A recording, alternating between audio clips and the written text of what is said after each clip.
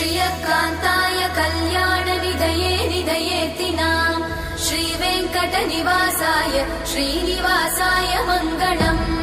लक्ष्मी सविभ्रमालोकसुभ्रूविभ्रमचक्षुषे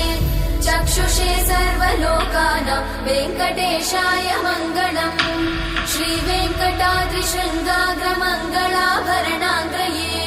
मङ्गलानां निवासाय श्रीनिवासाय मङ्गलम् सर्वावयव सौन्दर्य सम्पदा सर्वचेतसां सदा सम्मोहनायास्तु वेङ्कटेशाय मङ्गलम् नित्याय निरवध्याय सत्यानन्दचिदात्मने सर्वान्तरात्मने श्रीमद् वेङ्कटेशाय मङ्गलम् स्वतः सर्वविदे सर्वशक्तये सर्वशेषिने सुलभाय सुशीलाय वेङ्कटेशाय मङ्गलम्।